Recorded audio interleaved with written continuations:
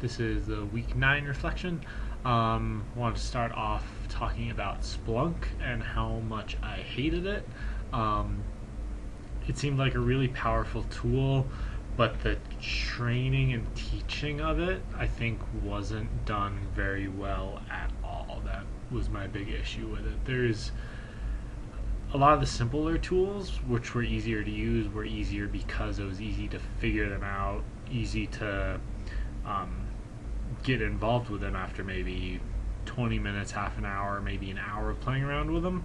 Uh, but they're not that powerful. Splunk, on the other hand, seems like a lot better and more powerful, but not quite as appropriate for this class. Like, I enjoyed the challenge, and it seems like a really cool tool that could be really useful, but at least it'd be better if there was a really straightforward tutorial.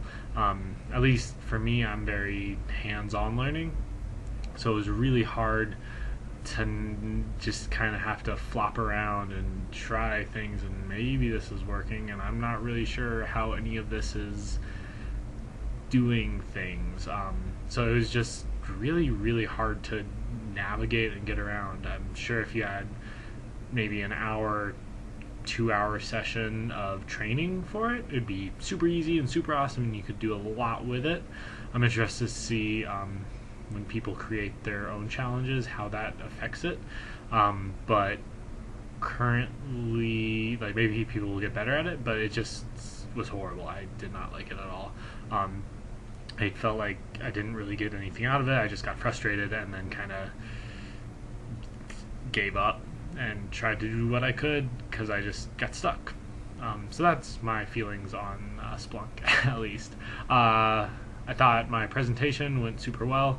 I was really happy with the feedback from the class. I wasn't sure because it wasn't so much exactly a data graph of the history of the world, not so much number based, but actually fact based. But it went really well.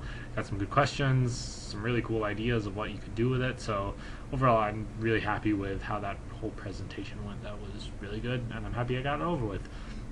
And then finally, I think one of the really cool things about this class is how we were able to kind of decide on our own how we wanted to go for the next step. I think it's a good idea to step into the project and step into another thing again, and create our own project from it, create our own challenges from it.